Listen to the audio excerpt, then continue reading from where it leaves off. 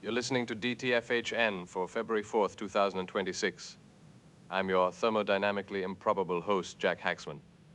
We are your daily tech feed for Hacker News, a website where people who build things argue with people who've read about building things. Today's dispatch arrives from somewhere between the physics of what works and the marketing of what might. Let's get into it. There's a line buried in this piece that most readers probably scrolled past. The author describes three types of physics students facing impossible homework problems. Type 1 gives up and asks for help. Type 2 researches until they find a similar solved problem. Type 3, the author's category, just thinks for days, weeks, every non-IO brain cycle devoted to the problem, even during sleep. That phrase, non-IO brain time, it's a beautiful piece of self-documentation. The author has modeled their own cognition as a system with input-output operations and background processing, and they've noticed something alarming. The background process is starving. Run this forward, 5 years. A generation of engineers who learn to code with AI assistants reaches senior roles.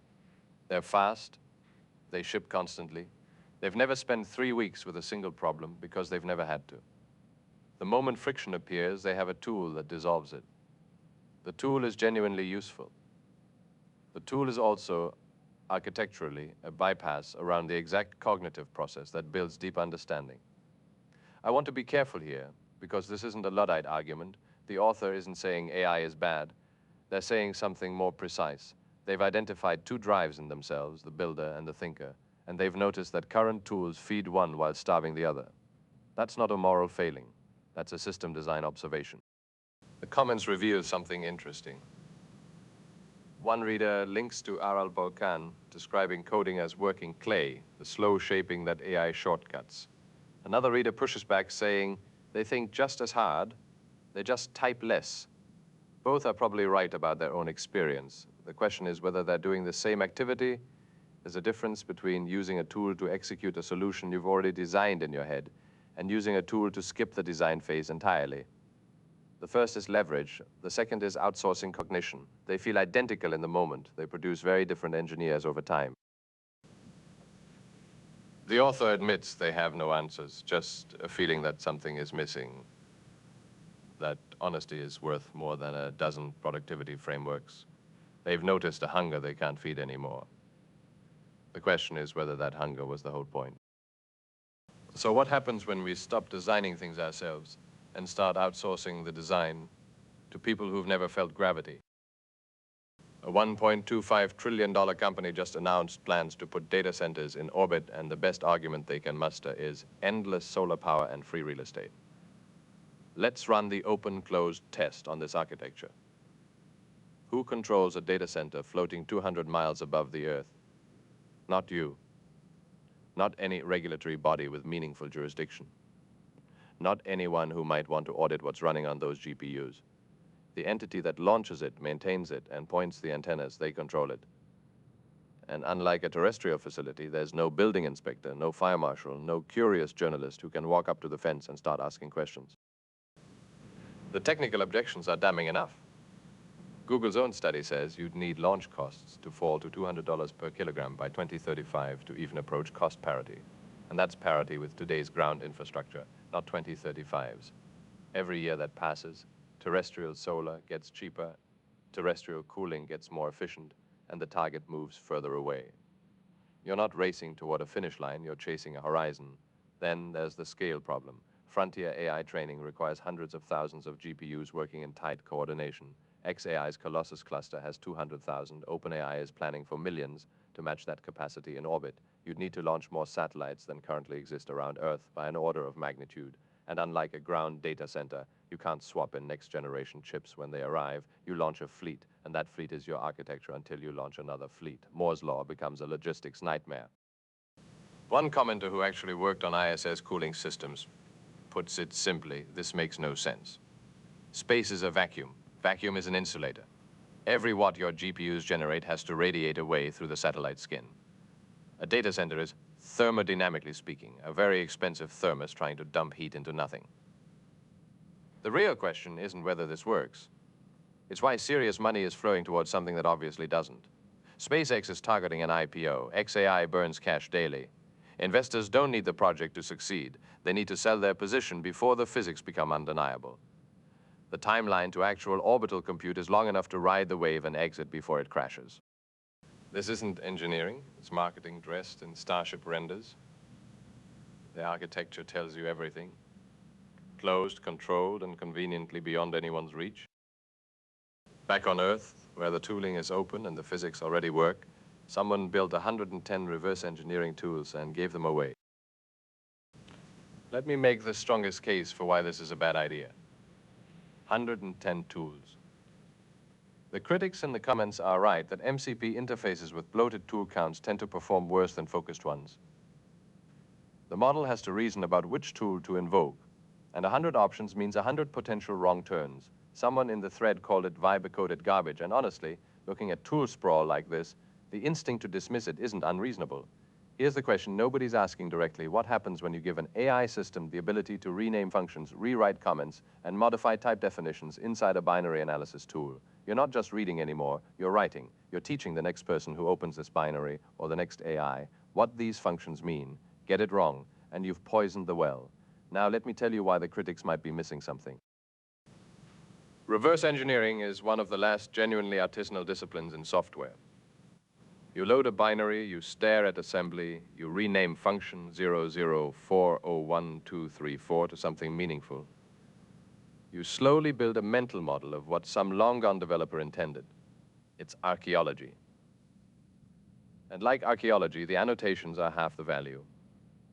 Ghidra stores all of that, the names, the comments, the discovered structures, in a database that persists across sessions.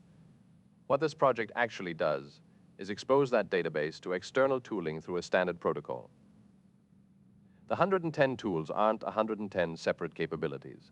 They're a comprehensive API surface for everything Ghidra already does: function analysis, cross-references, string extraction, memory mapping. The elegance isn't in the tool count, it's in the coverage. And it's open source. Apache license. You can read every line. You can fork it, strip it down to 20 tools if that's what your workflow needs. You can audit exactly what happens when an AI suggests renaming a function. The architecture is inspectable, modifiable, yours.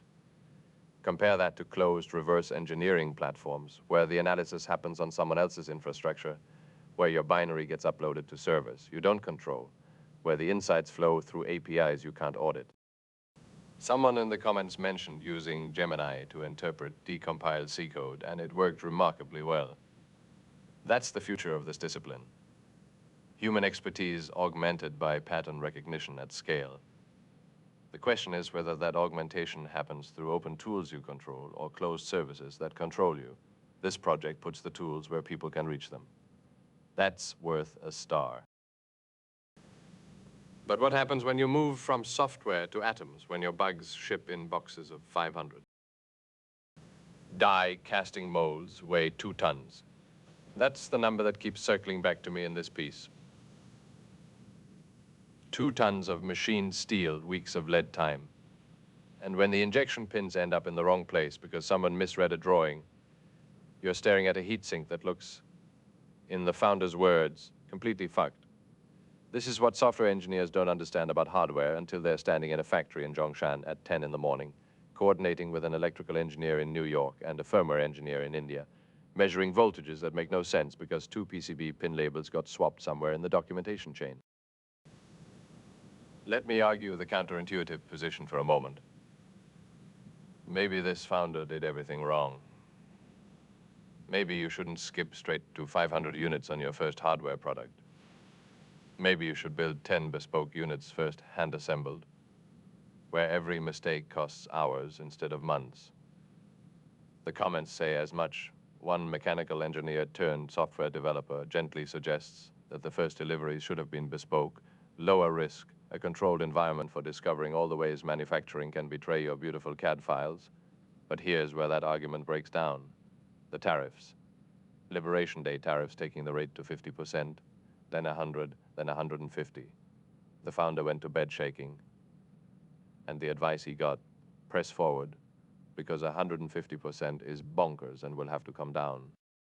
That's the constraint nobody designed for. Your meticulously planned production timeline meets geopolitical chaos And suddenly the question isn't whether to optimize for lower risk, it's whether to ship at all before the economics become impossible.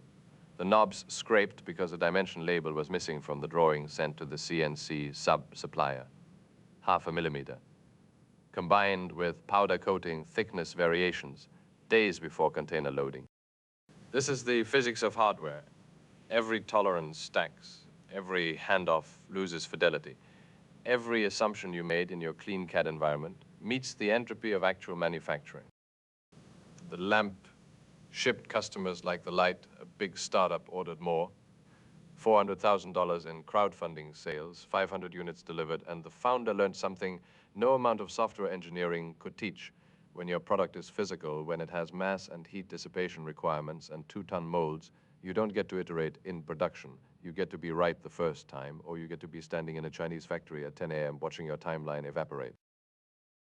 Hardware manufacturing demands you get it right the first time, but in the micro-SaaS world, the whole point is shipping fast and iterating faster. What does a healthy software ecosystem actually look like when you can see it all at once? Someone built a map of Brazilian micro-SaaS companies. Not the unicorns, not the venture-backed plays chasing billion-dollar valuations. The small stuff, the bootstrapped stuff, the I built this to solve my problem and now 40 other people pay me for it stuff. This is the part of the software economy that rarely gets covered. No press releases, no funding announcements, no breathless TechCrunch profiles, just people building small, sustainable businesses that serve specific needs in specific markets. The geography matters here. Brazil has the largest economy in Latin America, a massive Portuguese-speaking market that international SaaS companies often ignore or poorly localize, that creates space. When the big players don't show up or show up badly, local builders fill the gaps.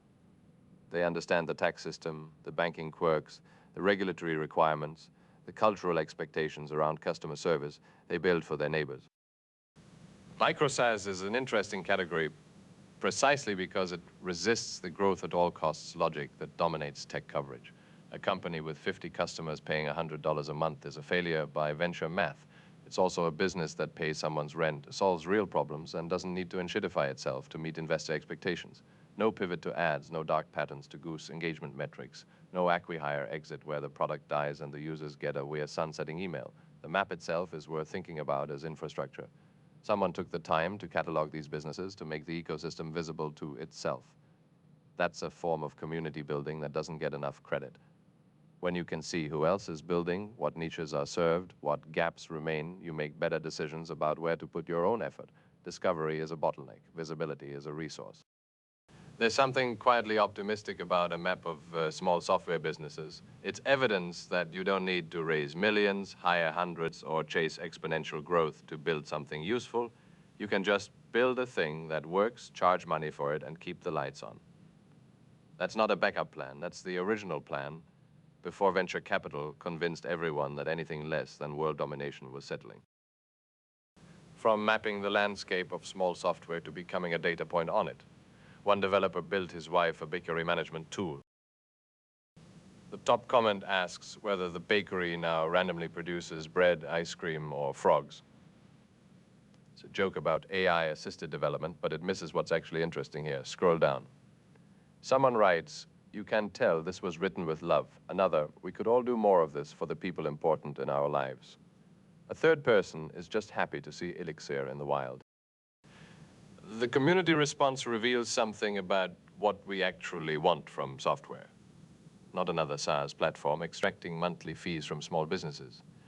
Not a generic ERP that requires 6 months of customization before it fits your workflow.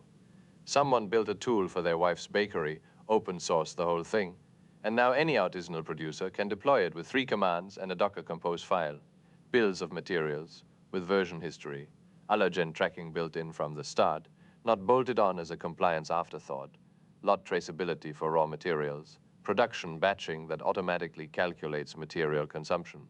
These aren't features you add to impress enterprise buyers. These are features you add because you watched someone actually run a bakery and understood what they needed.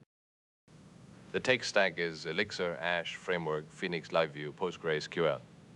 For the uninitiated, this is a stack optimized for reliability and real-time updates with minimal JavaScript complexity. Live view means the interface stays in sync with the back-end state without the cognitive overhead of maintaining a separate front-end application. It's the kind of architectural choice you make when you care about long-term maintainability over impressive demos. Self-hosted, no vendor lock-in. Your data stays on your infrastructure, API keys encrypted at rest, SMTP configuration you control, calendar feeds you can generate and revoke yourself. Compare this to what a small bakery would otherwise face, some combination of spreadsheets, paper, and subscription software that charges per user, per feature, per month forever. Software that holds your business data hostage behind someone else's terms of service. One person built this for one bakery. Now it's infrastructure anyone can use. That's the compounding nature of open source when it works. The effort doesn't disappear into a single business. It becomes a foundation others can build on. Every small producer who deploys this inherits years of someone else's careful thinking about allergen tracking and batch costing. The blueprints are on GitHub. The ladder is exactly where it should be. So we've seen how one baker built a system to track ingredients. But what happens when the ingredients are frequencies and the recipe is 12 notes?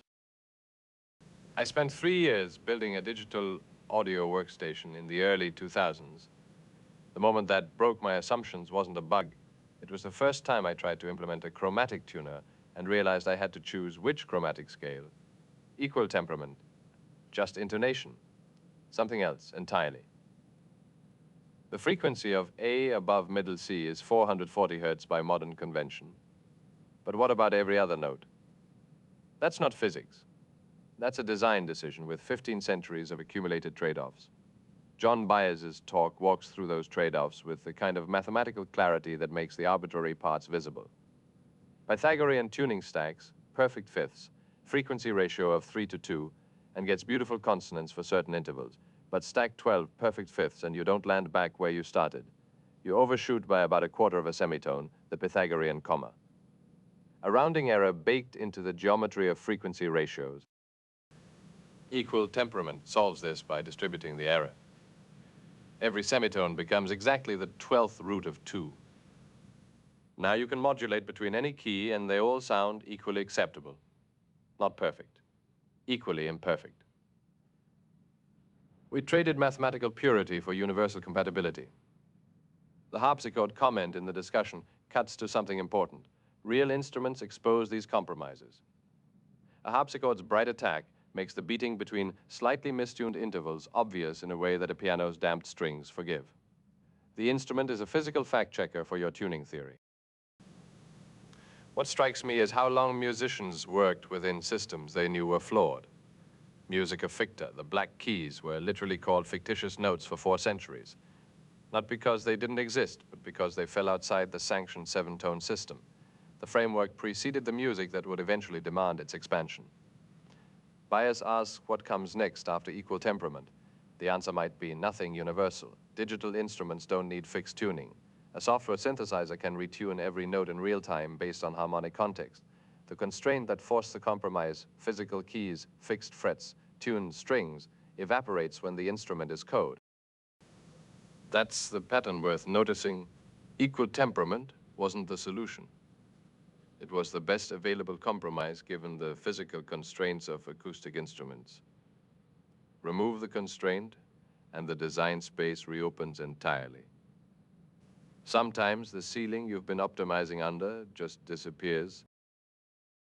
But what happens when the constraint you're trying to remove is the constraint someone else is desperately trying to preserve? In 1976, Sony released the Betamax. The motion picture industry sued, arguing that a device capable of recording copyrighted content was itself a tool of infringement. The Supreme Court disagreed. The Betamax decision established that technologies with substantial non-infringing uses cannot be banned simply because someone might misuse them. A VCR can record a broadcast you want to watch later. That's legitimate. The fact that it could also copy a rented movie didn't make the machine illegal. New York's proposed budget bill inverts this principle entirely. The bill would require all 3D printers sold in the state to include blocking technology, software that prevents the printing of firearms or firearm components. Leave aside for a moment that such technology doesn't reliably exist. The architecture of this mandate is what matters. A 3D printer is a general-purpose manufacturing tool. It extrudes plastic in patterns defined by software. The same machine that prints a replacement hinge for your dishwasher can print a bracket for a camera rig, a prosthetic hand, a custom enclosure for electronics, or yes, something that resembles a gun part. The capability is identical. The intent varies. The bill proposes to solve an intent problem with a capability restriction. The comments see where this goes. One asks, how long before you cannot print a replacement part because it resembles an OEM component too closely? Another notes the logical endpoint, licensing general-purpose tools, 3D printers, CNC mills, GPUs, general-purpose computers. Anything that can fabricate or compute without permission becomes suspect. This is the pattern that should concern anyone who builds things. When a tool is powerful enough to be misused, the regulatory instinct is to restrict the tool rather than address the misuse. But general-purpose tools are general-purpose precisely because they don't know what they're making. A lathe doesn't know if it's cutting a chess piece or a firing pin. A computer doesn't know if it's rendering a movie or generating malware. The ignorance is the feature. Remove it and you don't have a tool anymore. You have an appliance that only does what its manufacturer permits. The Betamax case understood something legislators keep forgetting. The value of a general-purpose tool is inseparable from its generality. Restrict the generality, and you haven't made the tool safer. You've made it less useful for everyone while barely inconveniencing the people determined to misuse it. From abstract legal theory to something you can actually run. Deno Sandbox is what happens when someone decides to engineer the constraints instead of legislating them. 768 megabytes of RAM. That's the default allocation for a sandbox that's supposed to run LLM-generated code-making API calls with real credentials. It's a small number, almost apologetically small, and I think that's the tell. Deno's new sandbox isn't trying to give you a development environment. It's trying to give you the minimum viable isolation boundary for code that nobody reviewed. The technical term is defense in depth. But the honest term is, we know you're going to run weird stuff, and we'd rather contain the blast radius. The architecture here is genuinely clever. Secrets don't exist inside the sandbox as actual values. The code sees a placeholder. The real credential only materializes at the proxy layer, and only when the outbound request is headed to an approved host. If prompt-injected code tries to exfiltrate that placeholder to an attacker's server, it sends garbage. The secret never touched the environment where the untrusted code runs. This is the kind of security design that comes from watching people actually get compromised. Not theoretical threat models, but real incidents where LLM-generated code did exactly what it was told to do, which happened to include leaking credentials to wherever the prompt injection directed it. The comments surface the tension. Someone points out that Hetzner gives you a full VM with similar specs for $4, while this costs over $100. But that comparison misses what you're actually paying for. You're not buying compute. You're buying the proxy architecture, the secret isolation, the network egress control, and the sub-second boot time. You're buying the thing that sits between your API keys and the code that an LLM wrote 5 seconds ago. What matters is that this is a commercial service with full network access baked in. The sandbox talks to the outside world by design.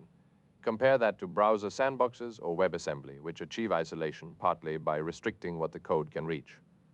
Deno went the other direction, let it reach everything, but mediate every connection through a policy layer you control.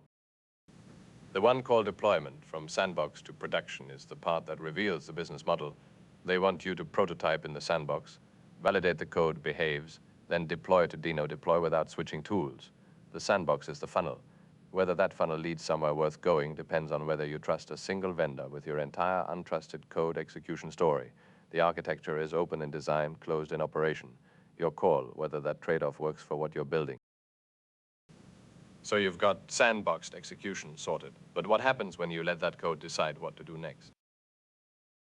Anthropic ships a spec for teaching agents new tricks, and the folder structure is already fragmenting across vendors before the ink dries. Run this forward 5 years. Every major AI tool has its own skills directory. Claude wants Claude skills, Kedex wants .codex skills. OpenCode wants OpenCode skills. GitHub wants GitHub skills, your repository. Now contains 4 identical folders with 4 slightly different schema interpretations. because nobody could agree on whether to call it skills or capabilities or procedures, and certainly nobody could agree on where to put the folder, the XKCD, about 14 competing standards becoming 15 competing standards writes itself. The format itself is reasonable. Folders of instructions, scripts, and resources that agents discover on demand. Procedural knowledge package for reuse. This is how you'd design it if you sat down with a blank page and asked what agents actually need. The problem isn't the design. The problem is calling something an open standard while simultaneously shipping it as the Claude directory convention. The comments catch the tension immediately. One suggests standardizing the folder location. Another notes that agents don't actually use skills unless explicitly asked, which rather undermines the whole discovery premise. A third observes you could just write instructions in plain English in any format and accomplish the same thing. The bitter lesson, as they call it, sufficiently capable models don't need your carefully structured metadata. They need context. The format of that context matters less than whether it exists. What's genuinely useful here is the framing of skills as version-controlled packages of organizational knowledge. Teams capture workflows. Those workflows become portable. New team members or new agents load the relevant skill and have the procedure available. That's knowledge management with a different interface. And knowledge management is hard enough that any incremental improvement deserves recognition. The open question is whether open development means open governance. Anthropic developed it, released it, and now invites contributions. That's open source in the literal sense. Whether it becomes a genuine standard or just a Claude-flavored convention that other tools grudgingly support depends on whether the stewardship actually distributes. Right now, the spec lives on Anthropic's domain. The folder convention starts with their product name. The ecosystem will decide whether to adopt or fork, and the decision will happen in the next 18 months of competing implementations.